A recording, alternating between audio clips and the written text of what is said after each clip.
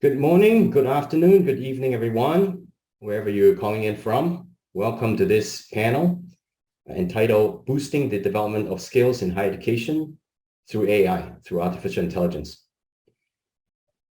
In this panel today, we have a number of speakers who will share with you insights and also to raise more questions that we will have to consider as we think about the future of education, the future of higher education, and the role of AI.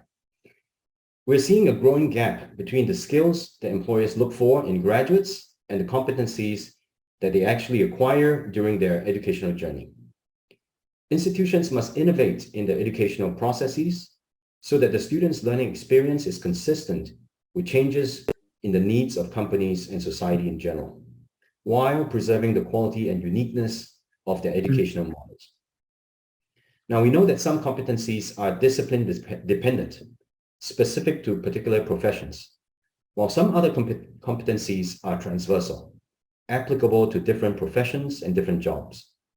And one of the major challenges that we face is how do we measure these different competencies? And this is where new technologies, applications, and models are required to guide competency development and assessment. And in this panel, our expert speakers will discuss the potential applications of artificial intelligence in this context from both the university and business perspectives. At the end of the panel discussion, the Living Lab and Data Hub of the Institute for the Future Education will launch the call for proposals for research on competencies. Let me now introduce the speakers that we have today on our panel. We're very pleased and very honored to have three distinguished speakers. And I think one of them is still in the process of joining us, but let me introduce her. Our first speaker is Gina Diez Barroso. And Gina is the most influential businesswoman on diversity and gender in Mexico. She founded Dahlia Empower, a global continuing education project that supports women in reaching their personal and professional goals.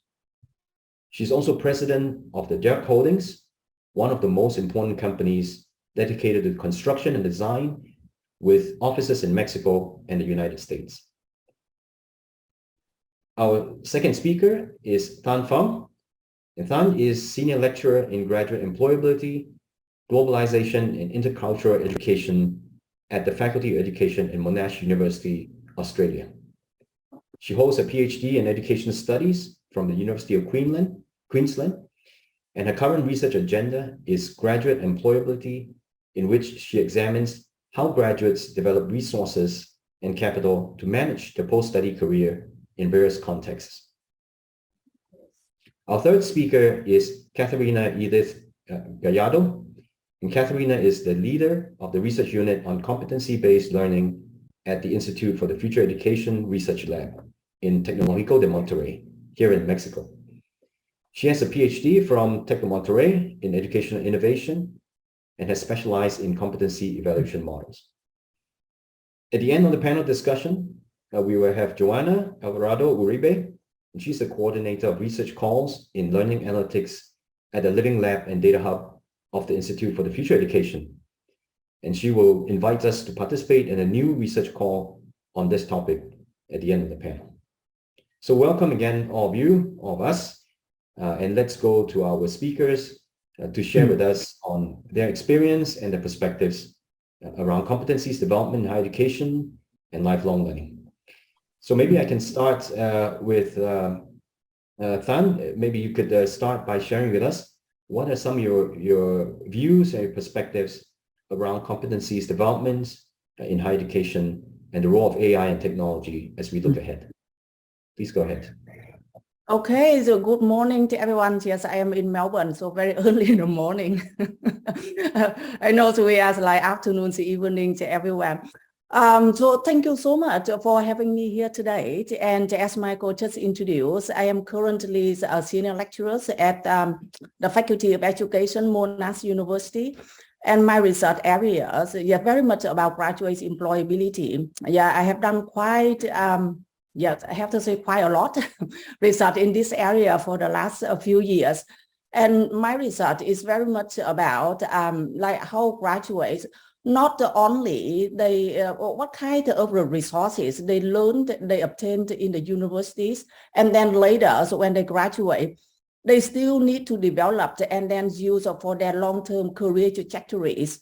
So my research is not about like short-term employment outcomes, but like the long-term journeys of graduates. And I found it very interesting. The reasons why I emphasize long-term career trajectories, because as we can see, at the moment, we are, many industries we are facing what I call like crisis, right? In terms of not like looking for staff, but keeping staff for their industries.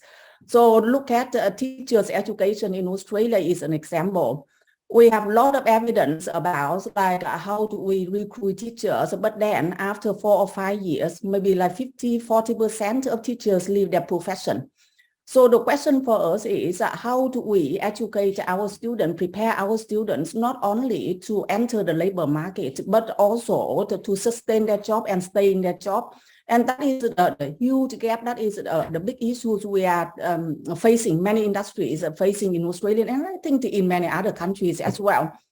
So for what I've been doing for the last few years at Monash was I used my research to develop teaching about employability for students in the Faculty of Education and also beyond education for professionals in different areas. So in my research and my teaching, I make it very clear about the difference between what I call competencies and skills for what we do, like for our job. For example, if we want to handle our job or do our work, we need competencies and we need skills. But if we say we want to develop our career or handle our career, I think competencies and skills are not enough. I call resources, or in my research, I termed capitals. Because if we think about how do we develop our careers for long terms and how do we use the skills, the knowledge, and the resources for different types of jobs in different contexts, the skills and competencies are quite tricky because they are just one aspect of the whole picture. And in my research, I found like for example, when we talk about skills and competencies, we have different types of skill and competencies, right? We have like generic skills, transferable skills, or like core skills, survival skills, or like whatever skills. We have so many names, and sometimes we understand them the same or differently. It's actually depending on like different people, so how from which perspectives they see those skills and competencies. But we can't measure skills and competencies if we do not see the context. I give an example, like in my research, it's actually it's quite interesting and quite painful in one way. So when I interviewed, and I talk about those things in my research, in my publication, a couple of publications. So when I interviewed an international student, not one, but like 2 or 3, and they mentioned the same thing. They say, so from university, we learn about critical thinking, and lecturers, academics keep talking about how critical thinking is important. So we need to learn. But when I apply what I learned from university at my work, and yes, actually, I got told up and because I asked a lot of questions. I always ask, I always critique, I always like question everything. And then they say, like at the workplace and university, the context different. So critical thinking is understood differently. Yeah, so I'm not so sure how we solve this one. But my point is, in my research, I call cultural capital. That is crucially important. So if we do not have cultural capital, it's hard to understand skills and competencies. Yeah, so I look forward to listen to yes, all of you and share some of the things I've done on the way. Thank you. Thanks, Thanh, for the introduction. You've introduced a number of concepts that are very thought-provoking, and we'll come back to this later on in the panel discussion. Next, Kathy, share with us your perspectives and views about competencies, especially development of competencies and assessments as well. Please go ahead. Thank you. Thank you very much, Michael. And thanks to all people who are here with us. I will share just this image. And for me, it's like a timeline to explain how do we get to this point, so interested in competencies. So I'm going to follow this and to explain why these moments are important in my experience, in my career, in my research career, but also how I was getting involved in this marvelous and, well, wonderful topic. You know that I started studying learning assessment, deeply in the year 2002, because I was invited to rule assessment center, and then in a higher education institution. And then I realized that, unfortunately, at that year, exams were the only thing we thought about and were so important for graduate students, for giving them the credits and all that, well, when we turn and listen to the employers, we realized really that maybe the knowledge was increasing in these students. They were having great grades about their knowledge, but not necessarily they were ready for their first job. In that moment, I realized that I want to study more about this. So by the end of 2005, I was invited also by Tecnologico de Monterrey to rule the community programs. These community programs were more for transversal competencies topics.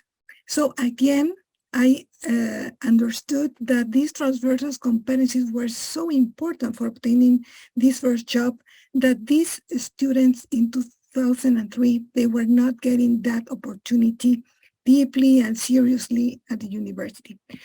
So then I started my PhD studies, and in 2007, I realized that there was one tool that was very important for the first job. All the employers said, well, we want them to use Excel, Microsoft Excel. So I was wondering why is that important for competencies and all this?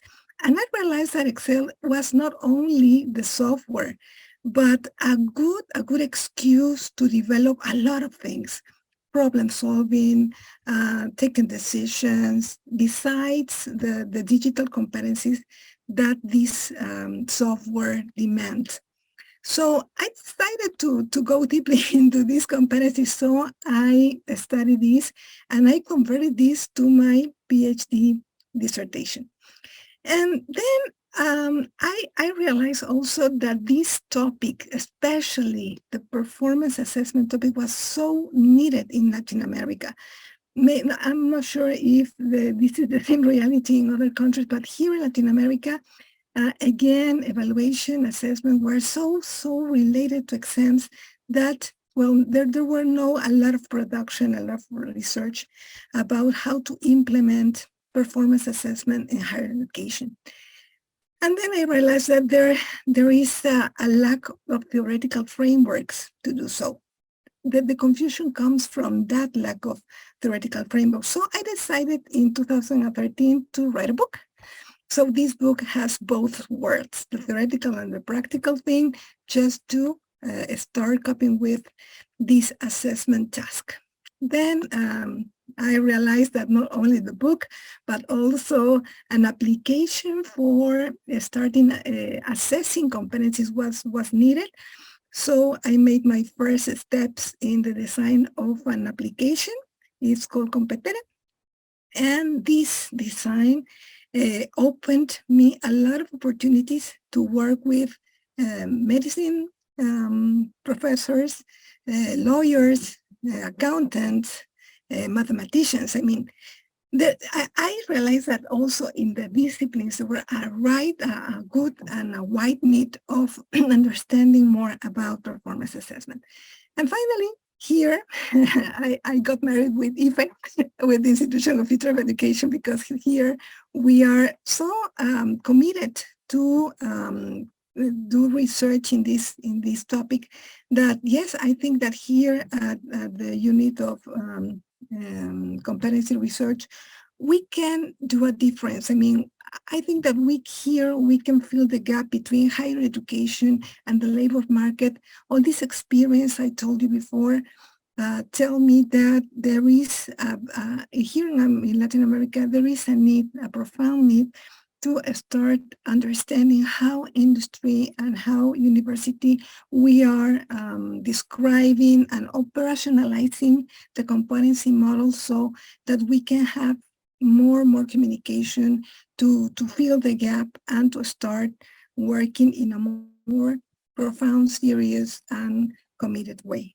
So, well, that's what I wanted to share with you with all this story. Thank you, Kathy. I think that's a very good introduction to your work on the area of competencies, but you raised a number of interesting questions and issues as well. So I think what I'm hearing from both our speakers is that, looking at competency-based education is important. And I think Thanh had also shared that in addition to looking at competencies and skills, we also have to look at an additional dimension, and I think you call it cultural capital. So maybe I pose a question to Thanh. When you think about competencies, skills, cultural capital, can you describe a little bit more to help us understand your perspective on how do these different elements interact? And in particular, how does that address the issue that you raised about preparing students for the long term, and not just for the immediate job, but further into their careers and their professional journeys?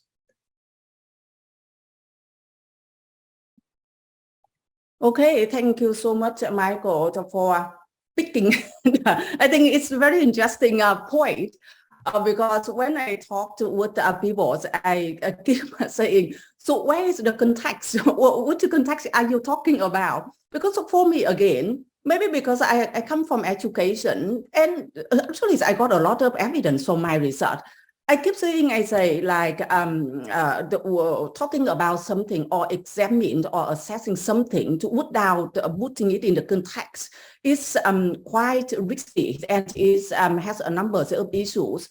So yes, again, for me, the context is really important. And again, for my research, later, if you haven't had any chance and if you have an interest, you can look into what I have done. So I look into graduate employability using what I call the capital model. And we talk about, or the approach I developed, I call capitals-based approach. So I talk about 6 capitals, including human capital. Human capital is very much about skills, competencies, actually, because a big part of the human capital is about competencies and skills. And the second capital I talk about is social capital, and then cultural capital, identity capital, psychological capital. And the latest capital I developed for my research, I call agentic capital. Agentic capital is about agency. So for me, if we talk about competencies, and we need to put it into the context because it is important in this way. So I found, for example, for students and graduates, when they finish their studies, and if they want to land a job or they want to enter the workforce, I agreed they have to obtain, they have to have I call foundational skills and competencies to a certain level. For example, if they want to work in Australia, it doesn't make sense if we say their English, they don't have to have English competency, right? So here, if they want to work in Australia, they need to be able to communicate. But my point is, they don't necessarily have to develop a master levels of English. So if you look into international graduates employability, people keep talking about one of the biggest limitations, not one of the biggest, but the biggest limitations of international graduates is English proficiency. So they ask for international graduates to have perfect English. But for me, they don't have to. They don't have to have perfect English competency, because look at so many types of jobs, how much we communicate and how much we really need English. So some jobs, I talk to many graduates, they say, I even don't talk for 5 minutes in total for the whole day at my work, because what I do is with the computers, with the materials. not necessarily to have to communicate. And if they communicate, now we communicate via email, not necessarily to have like perfect verbal communication, but maybe because of the common norms in the society, we kind of like make assumption. When they stay in an English-speaking country, they have to have like, the perfect English competency. I think that is like, maybe it's like discrimination in some way. So back to the point between the connection between competency and context, my point is, yes, they have to have like a certain level of skills and competencies, but if they, and not necessarily to have to at a deep level, but if they want to if they want to, kind of like climb up to the ladder of the system. For example, if they want to like go to like management position, or they want to become, for example, team leader, if they want to do some jobs related to the competency and skills that they really need for their position, then they have to really understand the context and develop the skills and the competencies in that context. So it really depends on the types of the position, the type of jobs they handle, and they want to go for their career development. Does that make sense, Michael? Yeah. Absolutely. I think it's very well. Thank you for the elaboration and the example that you gave about English proficiency, because it's very clear that when we look at different competencies, it has to be put in a certain context. And you've also introduced a new framework that we can think about, which is the capitals-based approach, and you've named 6 capitals. As you were sharing that, I was just thinking, how would that map to other frameworks that we're thinking about? Clearly, you're taking a more holistic view to it, not just a specific view about competencies and skills, but also agency, sub-agency, and so on and so forth. So maybe at this time, I can invite Kathy, for your response. You've been working in this area on competencies development and assessment. Where do you see the linkages between this and the kinds of competency taxonomies that you have looked at, and the frameworks, the theoretical frameworks that you've looked at? Kathy. Okay, now can you hear me? Yes. Yeah. Yes. Well, that's very interesting, Michael. Thanks for the question, because maybe people can say, well, working with taxonomies, maybe it's a little difficult, because those taxonomies has been built or conceptualized from the psychopedagogical field, and is not related to the job or to the labor market field. But I think that is something that we can discuss. I know that it's complex, and I want to say that it's complex and not difficult, because when we understand complexity, we are able to look for solutions. When we say that something is difficult, maybe we make like a barrier there, and we say, no, it's not possible.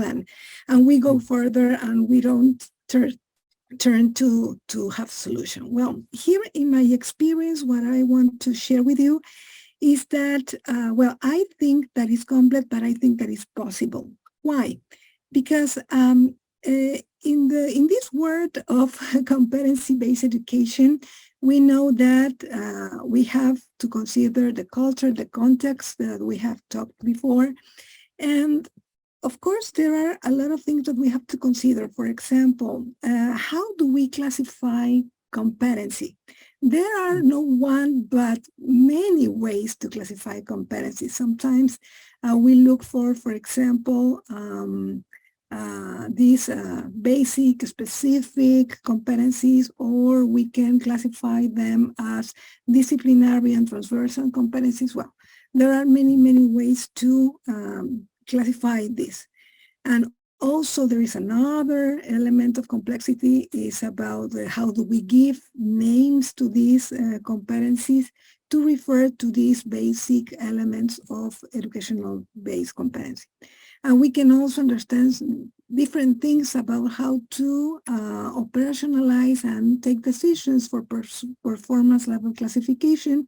And we also have differences in criteria and maybe these KPI in the labor market. So it seems that we are speaking in 2 different languages indeed.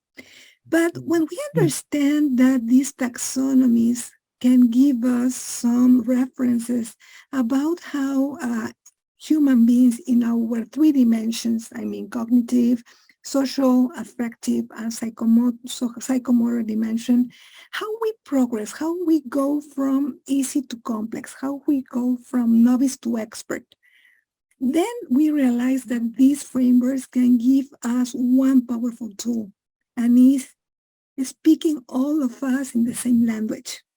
So when maybe Thanh says, my students can or comprehend a topic, well, now I understand what she means. She means that, in this case, if we talk about a specific taxonomy, let's say Marzano, so I understand that Thanh says my student can explain, my students can symbolize, so they are able to make a definition in their own words. And that's something I want to assess in my class, because this is important. In the labor market, they are going to have this experience to explain in their own words some complex concepts, right? So if we speak in the same language, then we can realize that these competence and subcompetence in university with these KPIs in the labor market can have a same language. Of course, this is not something that we can do from one day to another. This is going to take time, but it's possible. So that's one of the projects we are ready to work in the unit of research, because we think that if we start with the students in the higher school, in the higher education years, to conform a specific portfolio with these frameworks, so it would be very, very easy then to be evident that they have developed these competencies. So for the labor market, it's going to be also easier and much, much productive to have this information also well understood, for not only for having their first job, but to track a lifelong learning program. So in other words, I think it's something that we must do in the following years. Well, thanks, Kathy, for your further discussion on this topic. And I think just hearing from both of you, it seems clear to me that when we think about what our students need as they graduate from an educational system, it's a range of competencies and skills, but also the context of the jobs they're going to go into, the kind of career pathway that they're seeking, will give us a further dimension to look at in terms of the levels of competencies and skills they need to achieve.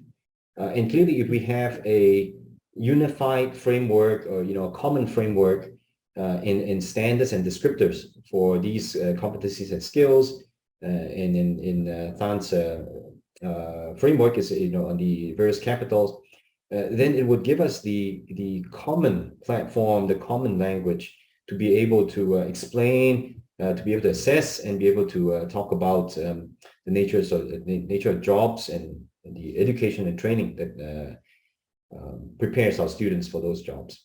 So that's I think an important point. Currently, we don't have that unifying framework. I think there are many different efforts in different parts of the world to develop proprietary taxonomies. I think the opportunity is to find a way to develop something that is much more widely adopted and accessible. I'm going to switch gears a little bit. I mean, you talked about readiness of students. And in talking to employers, many employers say that what is important are transversal soft skills, things like critical thinking, problem solving, communication, and so on. In the work that each of you do, what are your findings? What does the data and the research tell you about what skills are important for students, for graduates that are coming out into the workforce? Maybe I can invite Thanh to share her comments. Yeah, thanks, Michael. Now, there are 3 points I would like to share here. I have to note down, otherwise when I talk, I forgot. So the first one is, I do believe that, we have to, we should consider replacing the terms like competencies and skills by perhaps like resources. I feel it's really important because like in the context of higher education, in the schooling educational settings, because again, for me, if we use the term skills and competencies, they do not capture the whole picture, the complexities of what our students have to prepare. So like when we talk about competency and skills, to a great extent, we are talking about like performance, right? Performance competencies or like academic performance or the skills.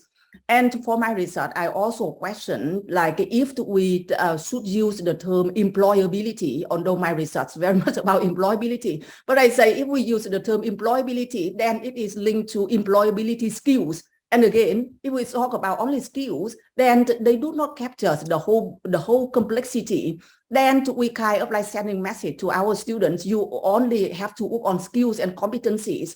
But then the reality is in the labor market, when they go out to work, they need so many things beyond skills and competencies. For example, in my research, I found this. So I have done my research with different cohorts of graduates, including local and internationals. And I found, although like they need the capitals, different capitals, they need all the capitals for their career. But in general, I found when they enter the labor market, they for all cohorts of graduates, including local and internationals and different disciplines, they need more about human capitals, and here the qualification, the degree, because we have to agree that in the context of today's mass higher education, employers, although many employers industries, they do not really care about the degree, but they still use the degrees as like the first check-in, right? Like the first box they tick. So if they see the applications and then the CV, they need to see like what kind of degree our graduates have. So the first box they tick. And then they, in like both in Australia and in Asian countries like China and Vietnam and Thailand, I did my research, Singapore the same. I found if they have social capital, that means the networks of with the people in the systems or somehow like with the people around the system. So the human capitals and social capital help them a lot when they enter the labor market. But when they develop their careers, like Michael, you just asked me about like long terms, like competency, etc. I found if they do not have cultural capital and identity capital, they are usually like they struggle a lot because cultural capital and identity capital are very important for their long-term career trajectories. And if they want to compete for something and they want to stand out, they need a lot about agentic capital. I mean, agency. And I say agencies is the capacities that they know how to capitalize.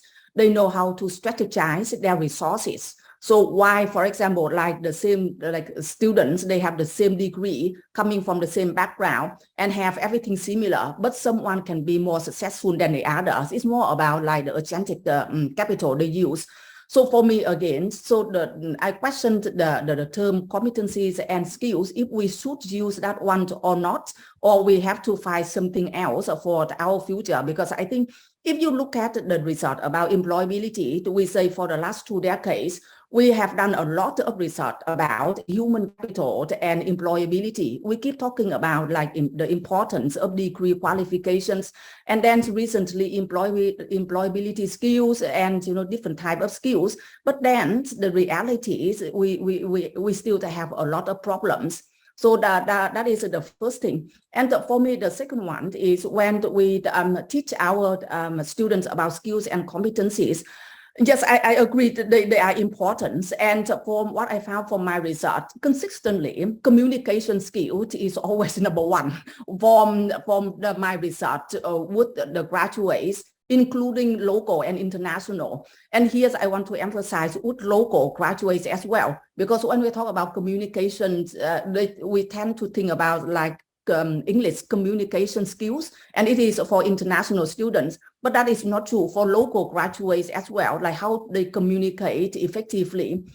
And when I did my research with employers, the same, they talk a lot about communications, competencies about graduates. However, what I found interesting is, so sometimes we hear from our industries and employers, and when they talk about something like common, for example, they look for communication competencies and skills, and they talk about critical thinking, problem solving. So like communication, critical thinking, problem solving, teamwork. So these 4 skills or competencies always like emerge on the top of the list, right, from different stakeholders.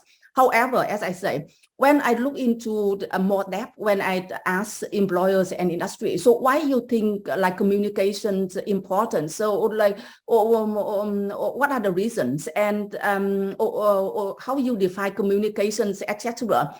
And I found it quite interesting. In quite a number of cases, employers and industries actually they don't know what they are asking for. So it seems like sometimes recruiters and employers, they are really confused about what kind of skill and competency, or like, the qualities that they are looking for the candidates. So in many cases, they kind of like use the common sense, like the common things, like people, oh, you are talking about communication. I read like communications competency important. So now when I interview or when I assess the candidate, yes, I will think about communication. But in some cases, actually, communication not necessarily to have to be like top number 1 important skill for their industry. So that is something that I think like like, for example, when I invite industry and employers to my university to share with my students about what they are looking for, I actually have to send them some of the things like, for example, the capital model. So for my research, I found like this. So what do you think? You think is important? And then they say, oh yeah. So like, yes, actually I thought about this, but I don't have like the term to name it. So we actually have to teach them to make them understand what they are looking for. So that's something I found very interesting. Yeah, no, so I think that's you pointed out, right? There's a lack of common terminology and frameworks for understanding what are the competencies, skills, and the capitals, as you mentioned, that we're looking for within, for employees from both a recruitment as well as a developmental perspective. And so the reason that we're seeing employers default to using qualifications as a proxy is because we don't have that language. But I'm also mindful that as we look at it from a research lens, trying to understand all these different dimensions of what is needed from our talents, it's also important that we do not have something that's overly complex, because although it's useful from a research perspective, it is very difficult from a adoption perspective for the industry or for students or even institutions. And this must be, I think this complexity would be something that I think, Kathy, you would have encountered, because as you're thinking about developing your frameworks and competencies, it could get to many, many levels of details. And how do you think about that aspect, managing the complexity in a way that gives us enough clarity, but yet at the same time that is not overly complex? Kathy, what's your perspective on that? Yes, as I was telling before, yes, it's complex, but well, here in Mexico we have a saying that we say that when you have to choose something, you have to go through that line and, well, work on it. Otherwise, if we look at all the possible ways, it's impossible to attend everything. So that's, I think, one of the first decisions that higher education has to take. I mean, sometimes we find, well, maybe here in Latin America, I don't want to generalize, but sometimes we find institutions that work with these competency models, but they haven't decided yet in which type of framework they are going to work and how they are going to focus the teaching efforts and the learning efforts and going all together in one way. So this diversity of ways to work in this topic is something rich, but at the same time, something very, very difficult to understand first and then to personalize. So the first thing is we have to take decisions, and that's difficult, but we have to do it.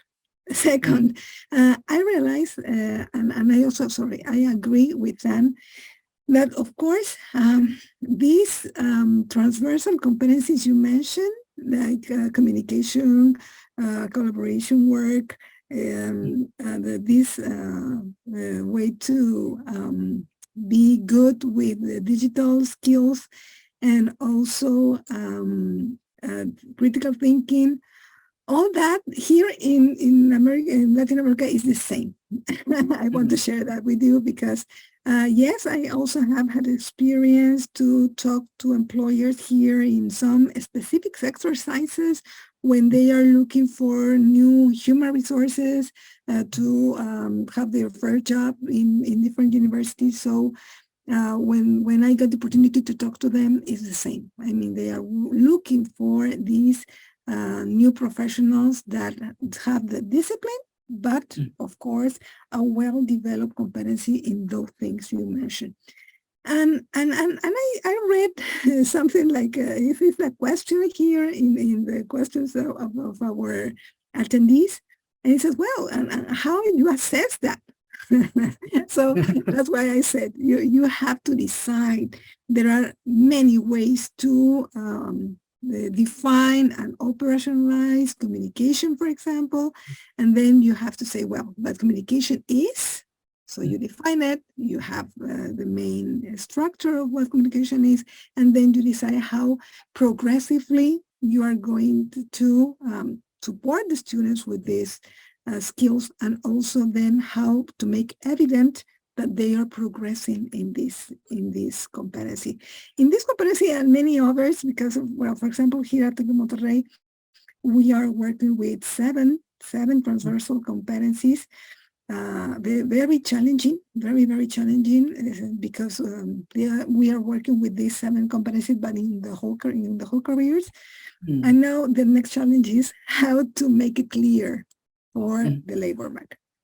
So, well, I'm not sure if I have answered the question, Michael, or there is something left. Yeah, so I was going to say that, you know, since the question that was raised was quite specific, how do we measure communications as a competency? And we talked about, Thanh talked about communication skills being number 1 importance, right, according to employers. What are some of the, and Kathy, I hear from you that there are many ways of measuring it. But maybe you can share with the audience, what are some of the ways, right? Not the only way, perhaps not even the perfect way, but what are some of the ways to measure this specific skill that we're, you know, in the area of communications? Well, what I recommend, and in my experience, when we work in a competency-based education model, we need to have a very strong assessment system. Because, as I said, it's not only the exam. These theoretical and practical tests are good, but we also need, for example, to work on cases, on problems, projects, prototypes, rubrics, checklists, portfolios. I mean, I can mention a lot of different instruments that are going to give us enough evidence of this development of the competency. But we have to decide also which of those are pertinent, because not all of them are useful for the same assessment purpose. So there, something that I think it's a good idea when we work with competency-based education is to have a group of faculty specialized in these topics. So according to the disciplines, they can decide what kind of instruments are best used for every type of competency they are working on. It's complex, but I think that's the way. Otherwise, we start just looking for the exam for those results, and that is not going to give us the information we need for making a right judge about that. Thanks, Kathy. And you're right. When we look at transversal skills, or some people call it soft skills, 21st century skills, it is hard, maybe perhaps impossible to measure using just a regular exam approach. And one could also think about how do you nurture some of these skills in amongst our students. If you add on top of that, some of the capitals that Thanh had talked about, how do you actually nurture social capital, agentic capital, and so on? That's you can teach your concepts, but you don't really grow those capitals by just learning it through knowledge. So I'm going to pose this question to Thanh. So you describe all these capitals. I think there is a clear link to why it's important for individuals. Employability, career progression, effectiveness at the workplace. From a higher education perspective, from a university perspective, how do we start looking at developing these kinds of qualities in our students? Yeah, so that's why higher education need me and need my research. That makes a perfect sense. Yes, I totally agree, Michael. That is the big challenge that I myself working on, and also I'm trying to make people aware of the importance of the capitals and how we prepare our students for the capitals. So I do believe we can help our students develop like some level of the capitals when they are still in university. For example, like if we talk about human capital, that is like the common thing we already know. Yeah, it's about knowledge, etc. They learn from the curriculum. But if we think about, for example, like nurtures and help them develop cultural capital, we need to think about, for example, engage them with like curriculum, extra curriculum, the activities beyond the official curriculum, the activities on the campus, and especially internship placement with the industries. So that for my research, and if people work integrated learning, we all know that internship and placements are like, the crucial importance base for our students to apply human capital and also to learn and enhance their cultural capital. They learn about the industries, they learn about the schools, context, etc.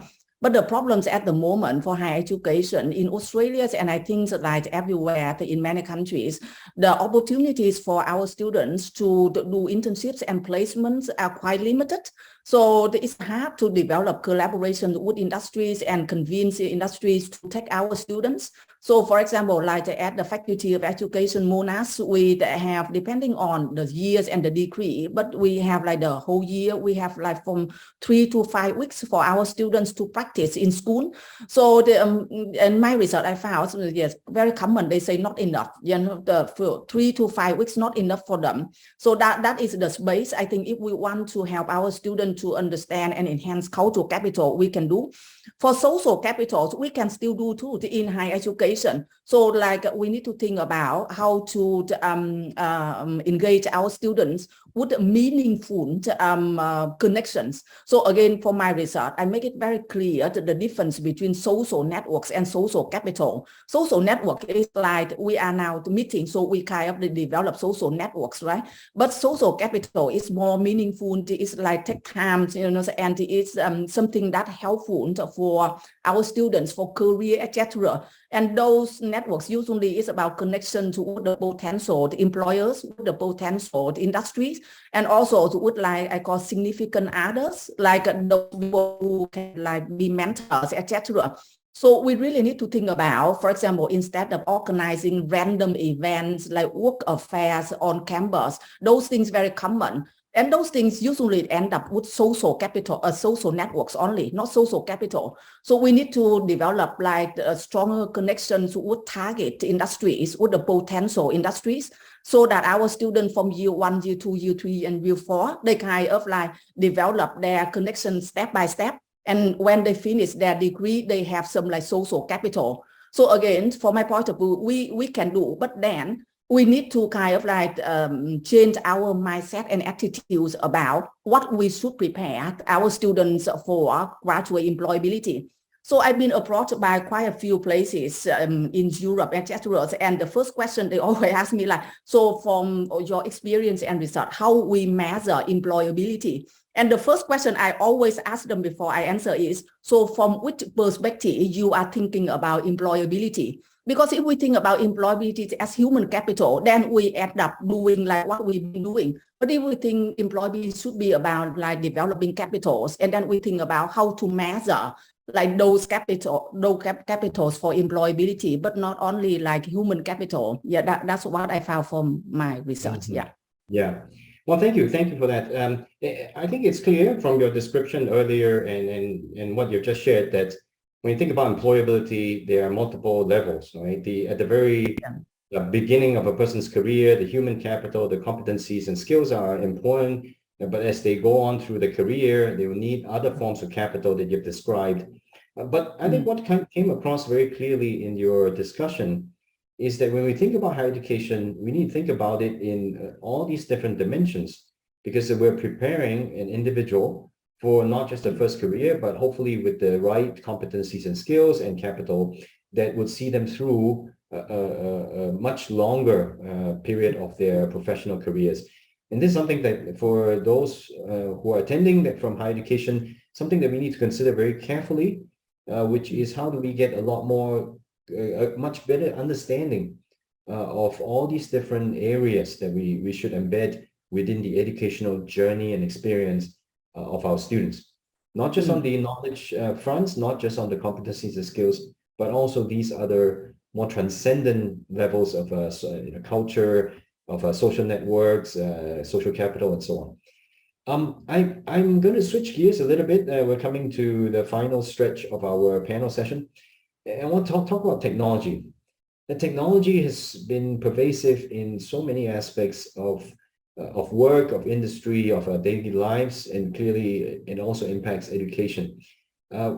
What, in your view, is the role of technology, of AI, as we discuss these areas of competency, skills, employability, and so on? And maybe I invite Kathy to share your views about this. Thank you, Michael. Well, technology is really important in this challenge we are facing now in the world with the development of competencies from higher education and also in the labor market. Finally, we count on intelligent systems through artificial intelligence that can help us, I think, in a very fast way, faster than ever before, to fill the gap, this gap we are talking about this in this hour. And I think that, for example, machine learning and natural language processing that are two of several models we have working with artificial intelligence can, of course, be very, very useful. But there is always a but. But I think that focusing only in technology is not the point now. I mean, it is very important. We need those tools. We're going to use those tools carefully and usefully. But they say sometimes that there is nothing more practical than a good theory.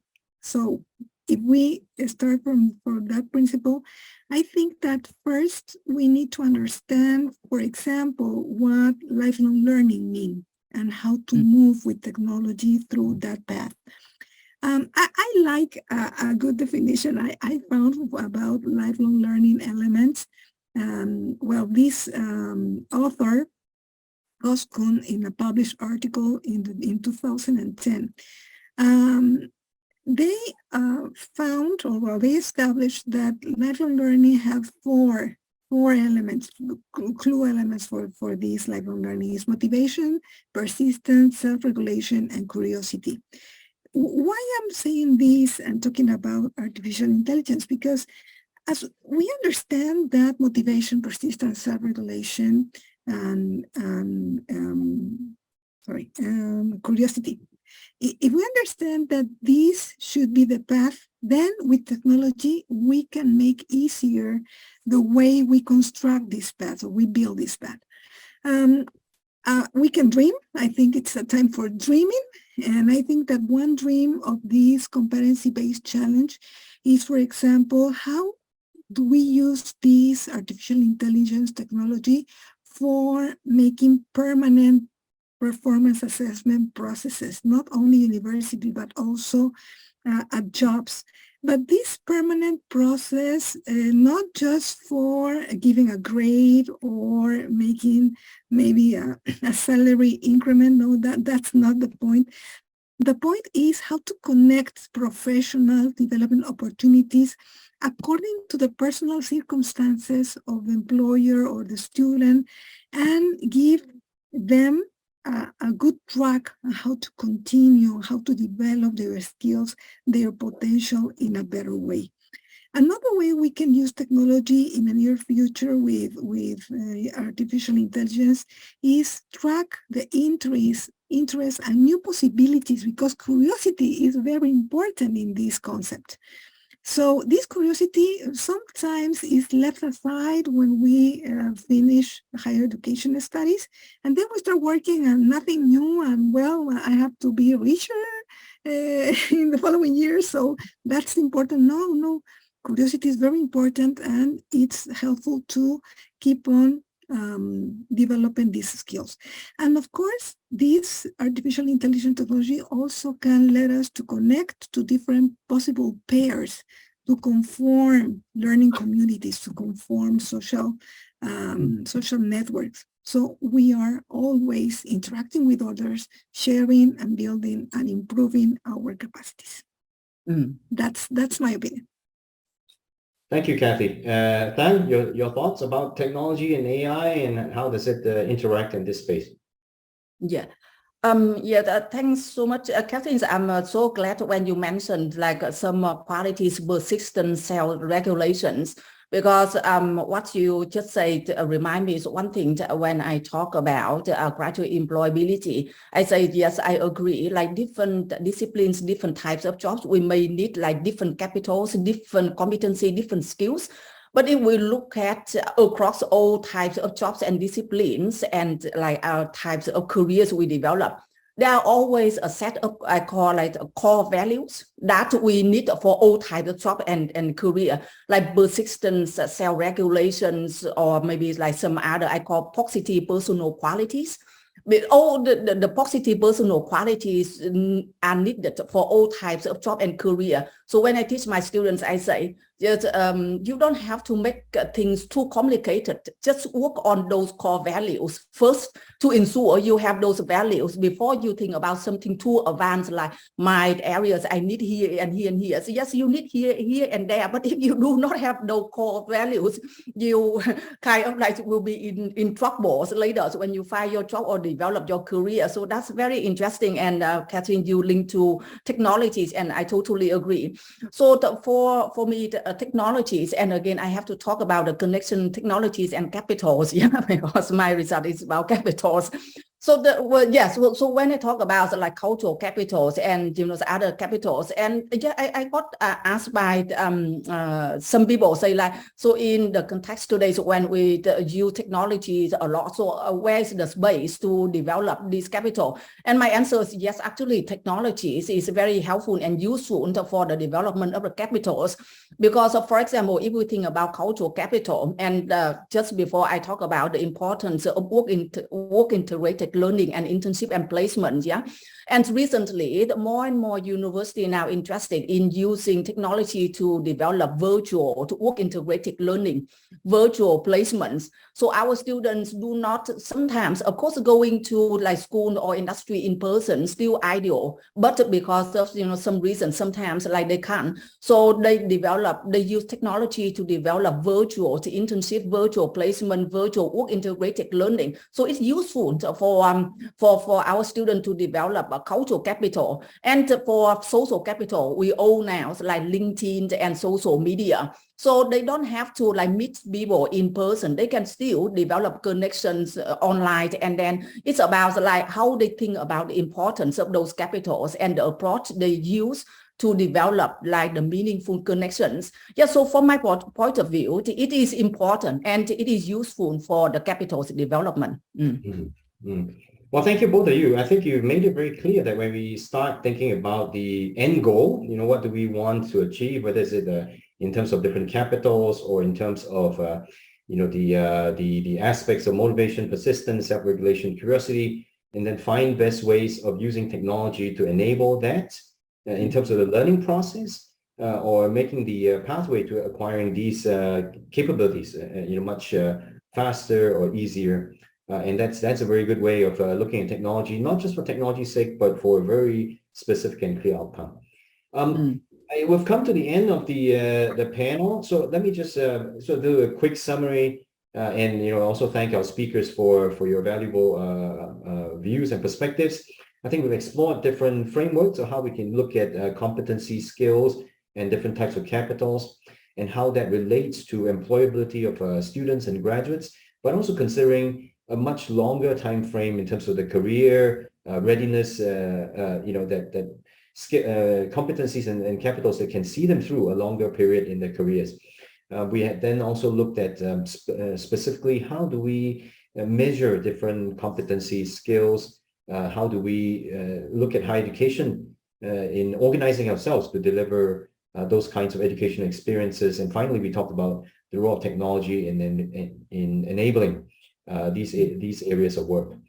Let me now close the panel, and then also invite Joanna to issue the call for proposals for the research and competencies. But before that, I want to thank Thanh and Kathy for sharing spending your time with us and sharing your valuable views and also your research in these areas. Thank you very much. Yeah, thank you. Yeah. Joanna. Yeah, thank you. Thank you, Michael. I will share my screen. Okay. Hello, everyone. I'm pleased to launch this call for proposal, fostering the analysis of competence-based in educational. Sorry. The challenge of this proposal is to propose new approaches based on statistical models, artificial intelligence algorithms, or visual techniques that allow for the analysis and assessment of the development of competencies in undergraduate students in the Tech 21 educational model of the Tecnologico de Monterrey in Mexico. Some approaches proposed for this call are analysis of transversal or disciplinary competencies, analysis of the development of the competencies completed, analysis of competencies from the labor market point of view, among others, which are driven by the data set that will be provided to the accepted proposals. This data set is made up of anonymized information related to undergraduate students who have taken at least one semester in the Tech 21 educational model at Tecnologico de Monterrey in Mexico. Some of the main data categories are related to the students' socio-demographical information, to the subjects taken, and the types of competences and subcompetences related to these subjects. Furthermore, to carry out this call, we have the participation of 5 experts in this line of research.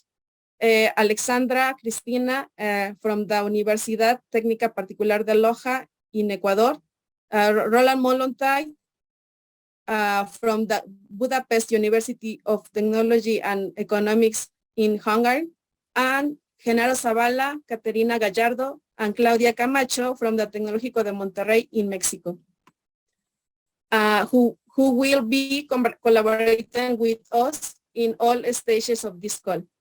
Finally, the participation in this call is open to all national and international researchers with an interest in educational data and knowledge of statistical models, artificial intelligence algorithms, and visualization techniques.